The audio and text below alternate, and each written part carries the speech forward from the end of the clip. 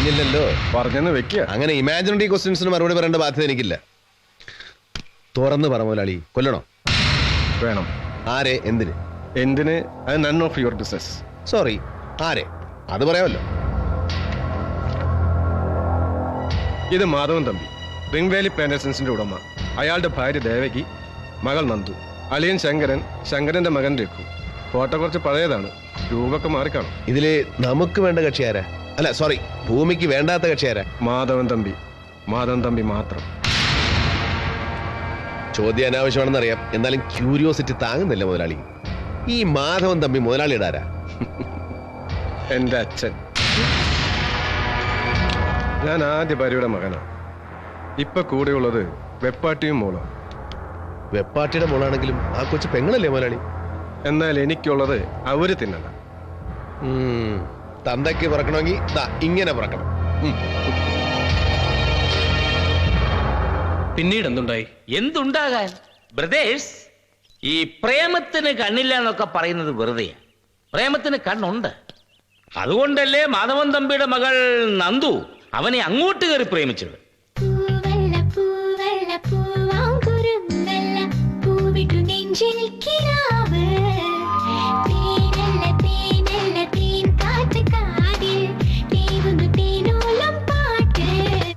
അപ്പൊ തമ്പിയുടെ മോളെ നന്ദൂന്ന് ദേവരായനെ അറിഞ്ഞൂടായിരുന്നോ? ഇല്ല, നന്ദുവിനെ എവിടെയോ വെച്ച് കണ്ടു. അവർ തമ്മിൽ പ്രേമമായി. പിന്നെ ഒളിച്ചോട്ടമായി രജിസ്റ്റർ മാരേജായി. അത് കഴിഞ്ഞ് ഫസ്റ്റ് നൈറ്റ് ആയി, സെക്കൻഡ് നൈറ്റ് ആയി, ഡേ നൈറ്റ് ആയി, പെണ്ണു മാതാവായി. ഇതിനിടയ്ക്ക് അമ്മായിപ്പനെ കയറി തല്ലാൻ പറ്റുമോ? ഇവനാണെങ്കിൽ കാശും മേടിച്ചു പോയി. ആരെയെങ്കിലും തല്ലിയില്ലെങ്കിൽ അത് വലിയ നീതികേടാകും എന്ന് ഞാൻ പറഞ്ഞു. ആ അക്കൗണ്ടിലാണ് അമ്മ അവൻ ചട്ടൻ ചങ്കരന്റെ കാല് തല്ലി ഓടിച്ചത്. ഈ വറീച്ചന്റെ ലാംഗ്വേജ് ഒരു സെമിനാരിയുടെ അന്തസ്സിന് യോജിച്ചതല്ല. ദൈവശാസ്ത്രം പഠിപ്പിക്കുന്നതിനിടെ എന്തിനാണോ ഒരു ഗുണ്ടയുടെ കഥ പറയുന്നത്? ഇച്ചിരി എരിവും പുളിയില്ലാത്ത പഴയതുപോലെ തിയോളജി അങ്ങ് ഏക്കത്തില്ലച്ചോ. ഈശോയെ, അപ്പു ജനിച്ചതോടെ ദേവരാജൻ പുതിയൊരാളായി. പുറത്തെന്തു വായിക്കോ, പക്ഷെ ഇതുപോലുള്ള ക്ലാസ്സുകളില് ഞാൻ കുറച്ചുകൂടി റിഫൈൻഡായ വാക്കുകൾ ഉപയോഗിക്കണമെന്ന് അവൻ എന്നെപ്പോലും ഉപദേശിച്ചിരുന്നു. കാര്യം വലിയ വിദ്യാഭ്യാസമൊന്നും ഇല്ലെങ്കിലും അന്തം വിട്ട കോമൺ സെൻസ് അല്ലേ ദേവരാജന്. പിന്നെ ബിസിനസ് കാര്യങ്ങളില് അവൻ മാധവൻ തമ്പിയുടെ റൈറ്റ് ഹാൻഡായി. അങ്ങനെ അപ്പുവിന്റെ 2ാം പിറന്നാൾ കഴിഞ്ഞതിന്റെ 5ാം പക്കം മാധവൻ തമ്പി മരിക്കുന്നു. തമ്പിയെ ആരോ കൊന്നതാണ്. ആര്? ദേവരാജനൊഴികെ മറ്റാരുമാകാം. പക്ഷെ കേസും പോലീസും വന്നപ്പോ ദേവരാജന്റെ പൂർവ്വചരിത്രം ഒരു പ്രശ്നമായി. തമ്പിയുടെ ആദ്യ ഭാര്യയുടെ മകൻ പിടിയിലായപ്പോ അവൻ ദേവരാജനെ ഒറ്റി. അതോടെ സാഹചര്യ തെളിവുകൾ എതിരായി ദേവരാജൻ ശിക്ഷിക്കപ്പെട്ടു 5 വർഷത്തേക്ക്. ശിക്ഷ കഴിഞ്ഞ് പുറത്തിറങ്ങിയ ദേവരാജനെ നന്ദു സ്വീകരിച്ചില്ല. പകരം കേസ് കൊടുക്കുകയാണ് ചെയ്തത്. വിവാഹമോചന കേസ്. ചട്ടൻ ചങ്കരന്റെ മനസ്സിൽ സ്വപ്നങ്ങൾ വേറെയായിരിക്കും. രഘു അങ്ങനെ പുറനിറഞ്ഞ് നിൽക്കുകയല്ലേ. കേസും ബഹളവും അതിന്റെ വഴിക്ക് അങ്ങനെ നടക്കുന്നു. പക്ഷെ അതിന്റെ പേരിൽ ദേവരാജനും അപ്പവും തമ്മിലാകുന്നില്ല, കൂടുതൽ അടുക്കുകയാണ് ചെയ്തത്. അവധിക്കാലങ്ങളിൽ കുറച്ചു ദിവസം അപ്പുവിനെ കൂടെ നിർത്താൻ കോടതി ദേവരാജനെ അനുവദിച്ചു. അടുത്ത അവധിക്കാലമായി ഇത്തിരി കാശുണ്ടാക്കാൻ തലയും കുത്തി നിന്ന് ശ്രമിക്കുകയാണ് പാവം ദേവരാജൻ. ആശാനേ, ദേവരാജൻ ആശാനേ, ഓടിവായോ, ഒരു കത്തുണ്ട്.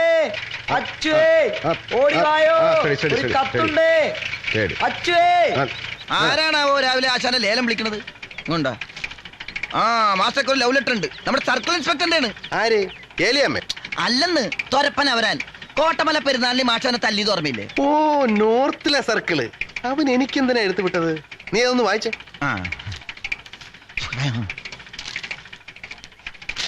പ്രിയപ്പെട്ട ദേവരാജൻ വായിച്ചറിയുവാൻ CI അവറാച്ചൻ എഴുതുന്ന കത്ത്.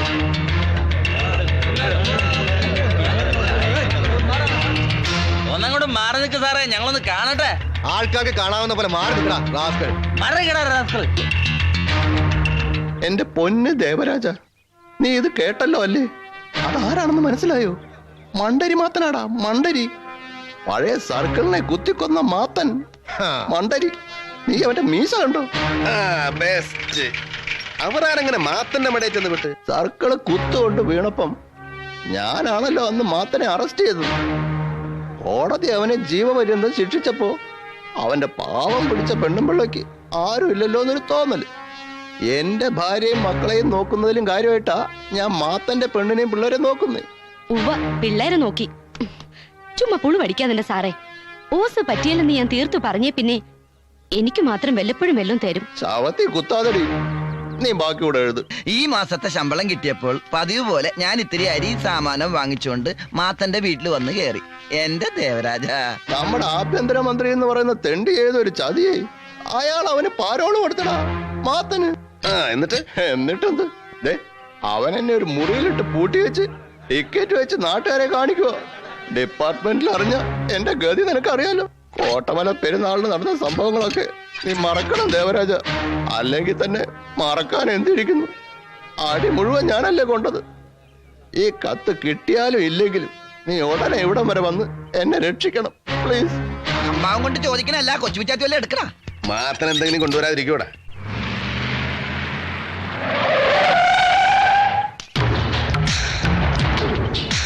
ആളെണ്ണം കൂടുതലാണ് ഇവിടെ. ഓ, എണ്ണം നോക്കാതെ അടിക്കുന്ന ആളല്ലേ.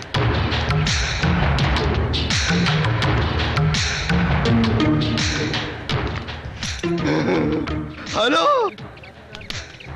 മിസ്റ്റർ മാത്യുവിന്റെ വീട് തന്നെയല്ലേ? ഏത് മാത്യു? മണ്ടരി മാത്യു. മണ്ടരി. ആ അത് ഞാനാ. നീ ഏതാ? ഞാൻ അച്ചു. നിന്നോടല്ല.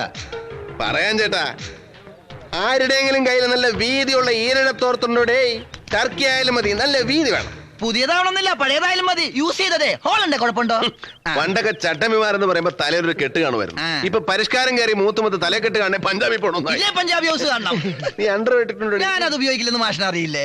നിന്നോട് അല്ലടേ. ഉണ്ട്. ഏതാ ഇനം? ഷഡ്ഡിയ? അല്ല, ബെർമുട. അയ്യോ, പരിഷ്കാരം എന്ന് കേട്ടോ. നല്ല ഇറക്കം കൊണ്ടോടെ, നാറ്റിക്കരുത്. എന്തിനാണ്? അതെ, രണ്ടറ്റവും കൂട്ടി തയ്ച്ചിട്ടേ ഒരു 10 കിലോ അരി മേടിക്കാനാ. ഇതേ നല്ല ഒന്നാന്തരം മുണ്ട. ഇതിങ്ങനെ ചെളിയിലിട്ട് ഉരുട്ടിയാലേ ഇവന് പണിയാവും. മണ്ടരേശൻ, ഒന്ന് ഇങ്ങോട്ട് വന്നേ, ഒരു സുകാര്യം പറയാനാ. എന്നിട്ട് പോയിരുന്നു കളിച്ചോ.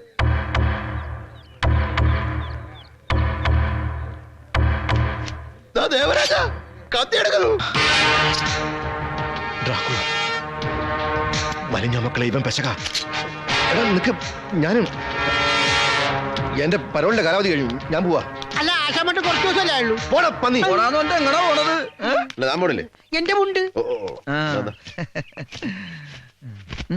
എന്റെ മുണ്ടിലല്ലേ കാണായിരുന്നു. അല്ല, ബെർമൂഡിലേ കാണായിരുന്നു പറഞ്ഞു.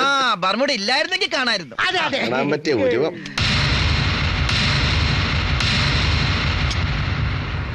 ലില്ലിമുളം കാടുകളിൽ വല്ലവരും പാടി വരും തെന്നല്ലേ, സ്പാൻഡർ തെന്നല്ലേ.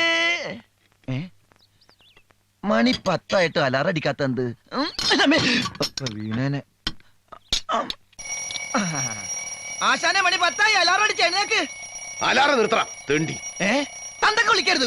നിന്നെയാടാ തെണ്ടി എന്ന് വിളിച്ചത്. അപ്പൊ ഇന്നലെ പറഞ്ഞ എന്റെ തന്തയുടെ തെണ്ടിന്ന്. അച്ചു, നീ മേടിക്കും.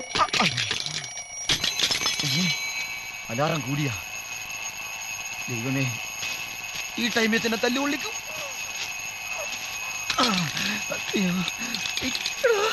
ഇത് നിക്കണൂല, പണ്ടാറാണ് കണ്ടിട്ട്. അയ്യോ,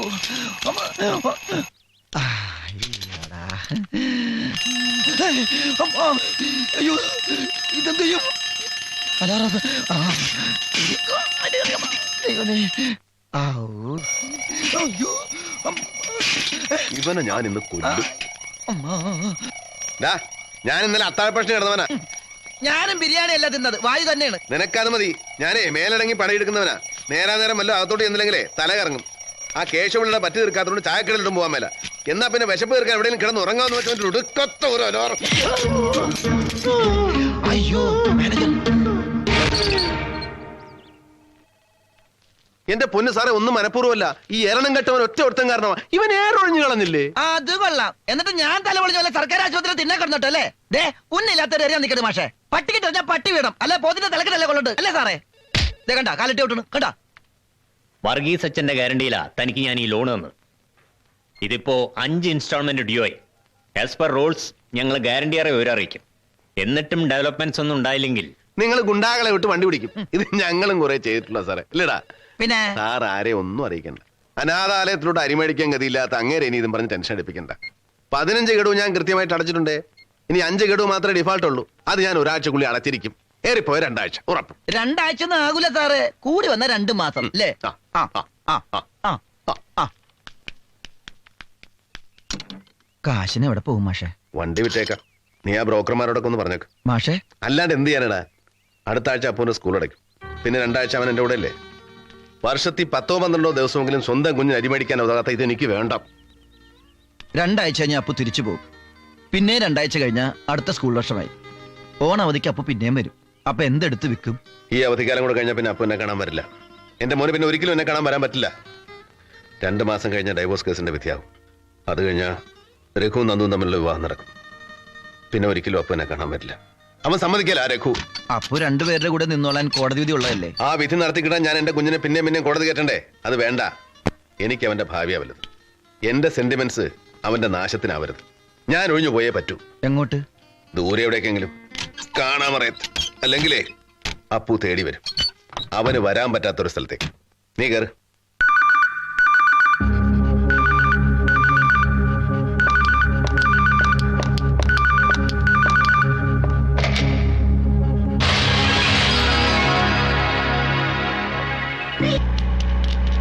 സ്റ്റോപ്പ് സ്റ്റോപ്പ് സ്റ്റോപ്പ്!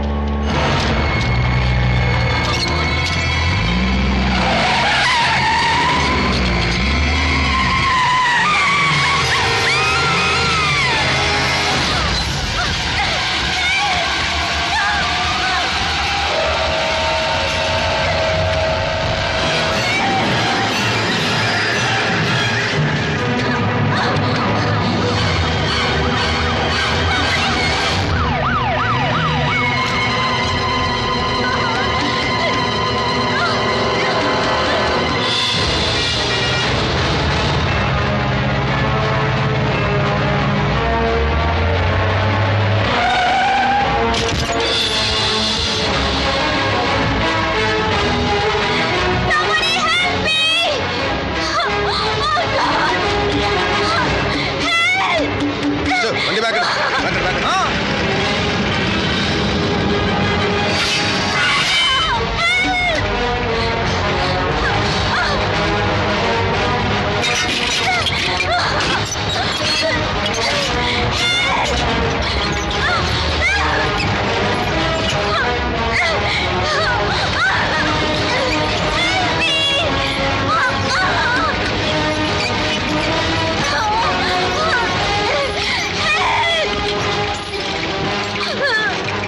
പേടിക്കണ്ട, പിടിച്ചിരുന്നോ.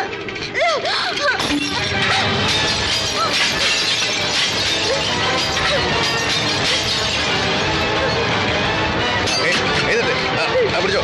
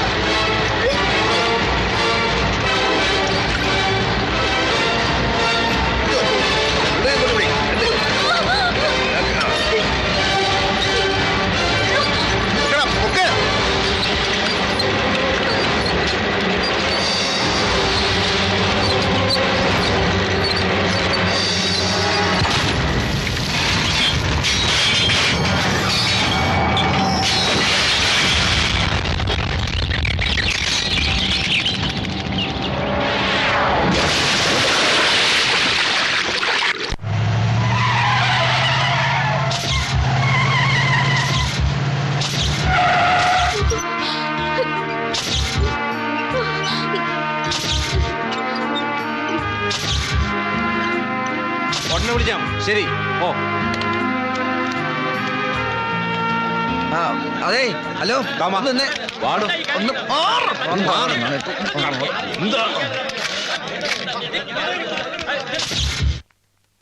ഈ ബ്ലഡ് കൊടുത്ത കാശ് കിട്ടില്ലേ മാഷേ?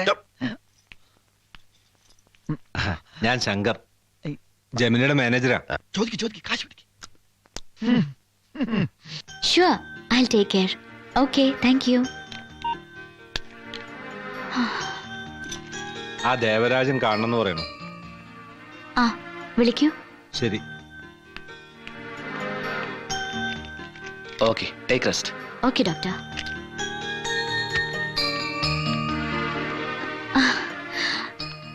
എന്താ മാഡം ഇത്? ഒരാഴ്ച കൂടി റെസ്റ്റ് വേണമെന്ന് പറഞ്ഞു തീർന്നില്ല. ആരത്? ദേവരാജൻ എന്റെ ജീവൻ രക്ഷിച്ച ആളാ. ഓ, ക്രെയിൻ സർവീസ്. വന്നു, കണ്ടു, ഗുഡ്. സംസാരിക്കരുത്, സംസാരിപ്പിക്കരുത്. ശങ്കർ, നിങ്ങൾ ശ്രദ്ധിക്കണം. സാർ, ഒക്കെന്ന് കിട്ടുന്ന ശവമാണെ 500 രൂപ കൂടുതൽ കിട്ടും. ബിസിനസിന്റെ വശത്തോട് നോക്കുമ്പോൾ ആള് തട്ടിപ്പോകുന്നതാ ഞങ്ങൾക്ക് ലാഭം. എന്നാലും ഇവരൊക്കെ ഇങ്ങനെ അംഗഭംഗമില്ലാതെ ജീവിക്കുന്നത് കാണുമ്പോൾ ഈ കാഴ്ച തന്നെ വലിയൊരു റെമ്യൂണറേഷൻ അല്ലേ ഡോക്ടറെ? വർഗീസ് അച്ഛൻ പറയുന്ന പോലെ തമ്പുരാന്റെ അക്കൗണ്ടിൽ നമ്മുടെ പേരിൽ നല്ലൊരു തുക ക്രെഡിറ്റ് ആവും. നിങ്ങൾ പോയിക്കോ, ഞാൻ ഇച്ചിച്ചിപ്പിരിവൊന്നും വന്നതല്ല. ആരാ വർഗീസ് അച്ഛൻ? എന്റെ ബോസാ. എന്തായാലും ഇങ്ങനെ നല്ല ജീവനോടെ കണ്ടത് സന്തോഷമുണ്ടോ പെങ്ങളെ? നാളെ മറ്റന്നാളെ പോകാന്നല്ലേ പറഞ്ഞു? നന്നായി. ഇനി സിനിമ കാണുമ്പോൾ പ്രത്യേകം ശ്രദ്ധിച്ചോളാം. ഇനി ബോറായാലും കൂവല്ല, കൂവിക്കേ ഓട്ടെ. ശങ്കർ, ദേവരാജ, ഇത് ഞങ്ങളുടെ സന്തോഷത്തിന്. അപ്പൊ എനിക്ക് സന്തോഷിക്കണ്ടേ ശങ്കർ സാറേ? പറഞ്ഞു കേട്ടതുപോലെ നിങ്ങളുടെ പ്രൊഡ്യൂസർ അത്ര കഞ്ഞൊന്നുമല്ല. ചെയ്ത ജോലിക്കുള്ള കൂലി അയാളാണ് പൈ തീർത്തു തന്നത്. ഇത് കൈക്കൂലിയാ. ഇത് വാങ്ങിക്കാതിരിക്കുന്നതാണ് എന്റെ സന്തോഷം.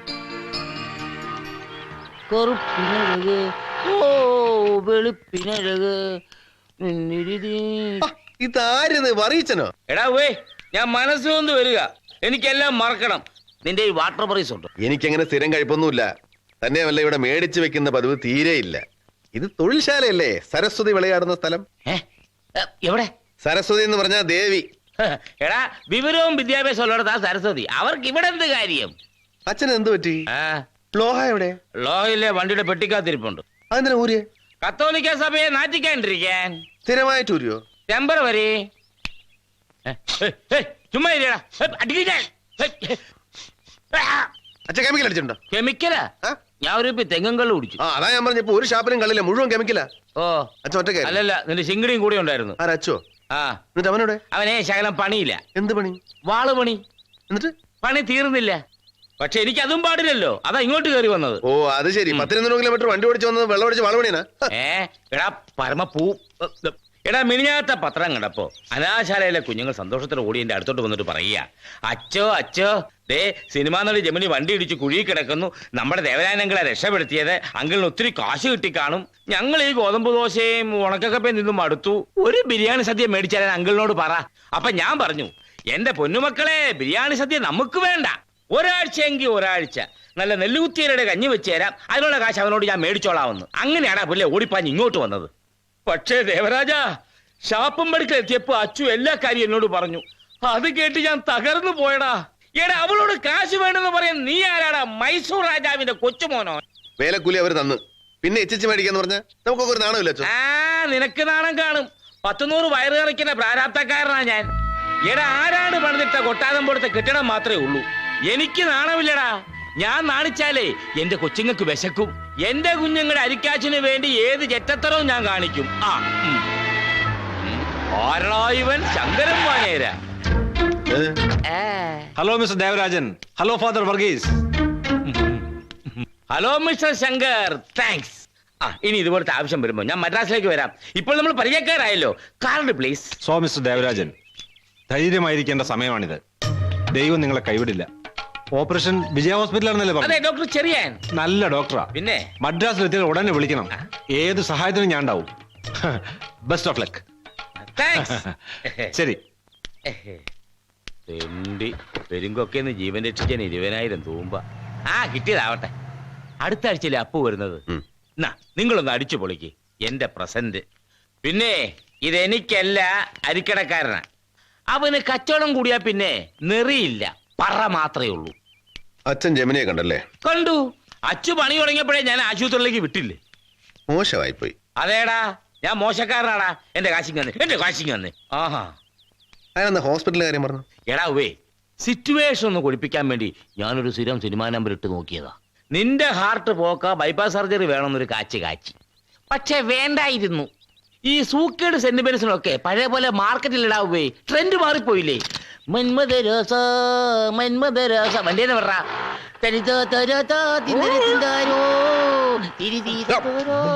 ഞാൻ വേണ്ടാന്ന് പറഞ്ഞത് അച്ഛൻ നിർബന്ധിച്ചിട്ടാ. കൊല്ല്, നെക്കി തന്നെ കൊല്ല്. 20,000 രൂപ പിച്ചനെ നെക്കി തന്നെ കൊല്ല്. അച്ഛൻ അല്ലല്ലോ അങ്ങനെ തന്നെ. സ്നേഹിച്ചാലും നെക്കിക്കൊല്ലും, സ്നേഹിച്ചില്ലാലും നെക്കിക്കൊല്ലും.